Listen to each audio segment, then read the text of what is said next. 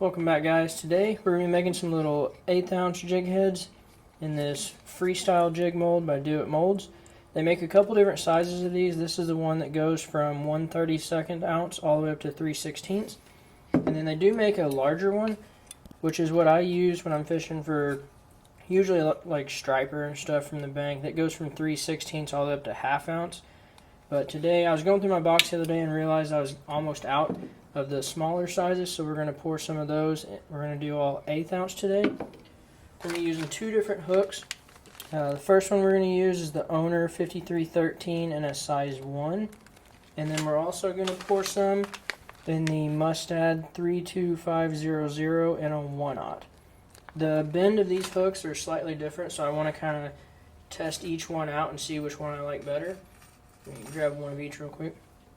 So the Owner hook, you can see, is just your regular round J hook, and then the Mustad has that kind of a V lock, is what a lot of people refer to it. I'm just going to try both of them out, see which one I like better. I'm sure they're both going to be just fine. But we'll show you how we pour these up. We'll do some powder coating, and then we'll check them out at the end. So one other thing I forgot to mention, when I'm heating my lead up, like getting everything melted, I'll actually set whatever mold I'm using on top of the pot, because while your lead's melting, all that heat's going to rise and warm your mold.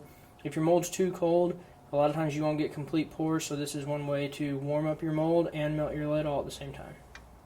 Alright, so the lead is hot. We're going to start off with these size 1 Owner hooks. We're going to put the hook in the mold, and then don't forget, if I can pick one up, we use these little tiny, it's a WB400 wire form. You're going to set that in the mold. That's for your bait keeper. And then I'll pour one of these and show you the whole process, and then after that I'll tell you on a time lapse so that you're not just watching every single piece. I'm going to fill that up, open the mold, and there's our little jig head. And then, like I said, you always want to grab it out by the sprue, especially on these small sizes. They can break the hook loose from the lead real easy. But what I do is once I get it out, I take these flush cut little snips. I'll cut the top of it off, and then you're left with that little bitty dot on the very top. I'm just going to take a little file, I'll knock that down, and once I get it all smoothed off and ready to go, then we're ready for powder coat.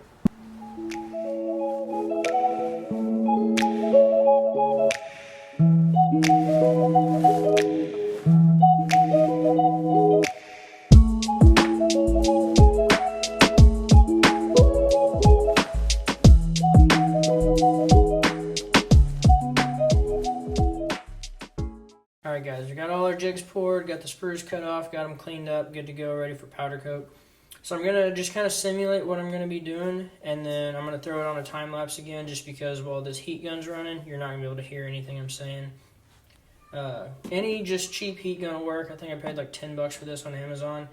But all you're really going to need is a heat gun, something to hold your hook while you heat it up, and then dip it into the powder coat. And then what I use is just this little pick with like a J hook on it.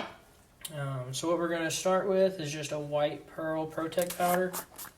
What I use this little hook for is just stirring the powder up to make sure that it's not all packed in, it's nice and fluffy. And then what we're going to do, you're going to take your jig head, you're just going to clamp it. Now the size of the jig head is going to determine how long you heat it up. These little 1/8 ounce heads, I wouldn't do it more than like 8 or 10 seconds. But you're just going to heat the lead up. You don't want it too hot because it'll actually start to melt the lead and break it loose from the hook again. But you're just going to heat it up, dip it real quick into your powder. You're going to throw it back over heat for just a second, and that just kind of basically sets the powder. And then what I do is I'll take them, just hang them up on a rack by the hook, and then get ready to throw them in the toaster oven and actually bake it at the very end.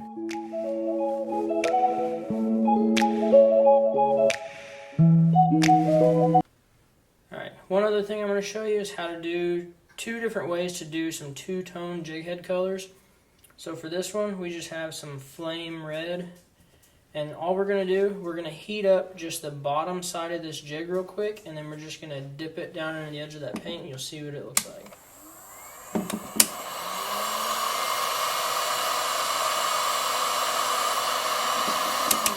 So you can see you don't want to heat it up very long. You're just going to take it, kind of dip the bottom in that. Then we're going to heat it back up just to set it.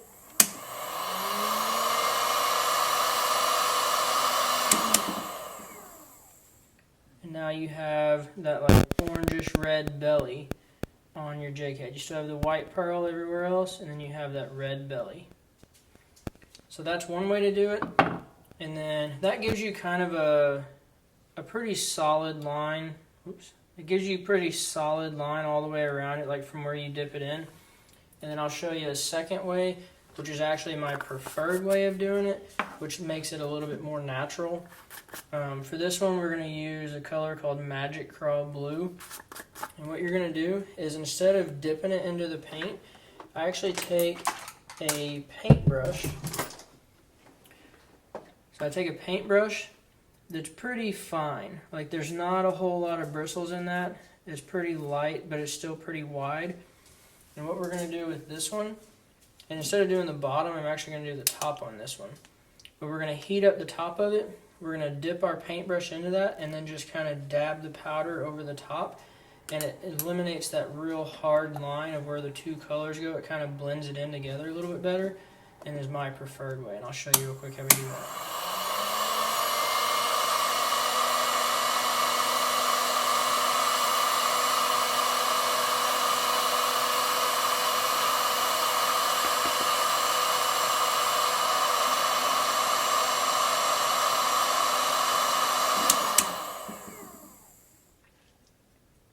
You have a nice blended color on the top. I know the lighting's not real great here. Hopefully you can see that. I'll show you at the very end. But that's two ways of doing a multicolored powder coat. You can also do the same thing on this one. If you wanted to flip it over, heat the bottom, dip your brush in the red and dip it on, then you'd have 3 different colors. You can do however many colors you want. Just keep in mind, the more colors you add, the more chances you have of that hook eye filling up and it closing up, and you have to clean all that out before you bake it. Alright, one more thing I forgot to mention earlier. When you're dipping these in just the solid color, when you dip it down in the paint, it's a real quick just in and out. Like, you don't want to be down in that powder for more than maybe a second, because the longer you have it down in there, the more powder is going to accumulate. You're going to fill your hook eye, and when you go to bake it, all that extra paint's going to sag, and it's going to leave a big bump right there on the very tip of it, because I hang these in my oven like this, so all that extra paint is going to sag down, and you're going to have a real big dimple right there on the very end of it. So make sure when you're dipping these, you're not leaving it in there too long.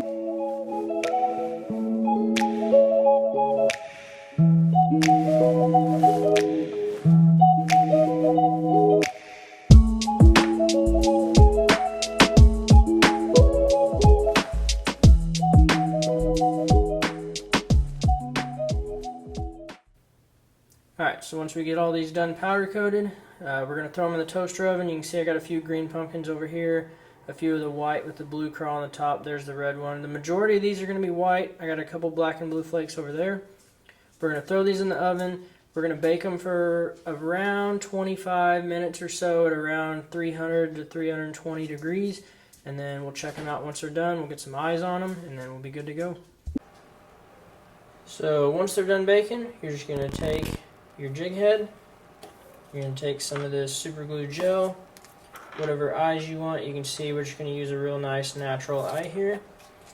We're going to take that jig head, and you're going to put, see how close I can get this for you, put just a little dot of super glue right there in the middle of it. You're going to pop one of these eyeballs off, and try to do this without super gluing your finger to the jig head. Just going to set that eyeball right in the middle. I like to use my fingernail and kind of center it right before I press down on it. And then once it's there, you've got your finished little jig head. We'll do the same thing on the other side. We're going to run through the rest of these, and then we'll take a look at the end. Here is the finished product. There's a little 1/8 ounce jig head. You can see that's the one with the mustad with the kind of the V-lock hook. That's a little 2.6-inch fatty swim bait that we make. It's in the electric shad color.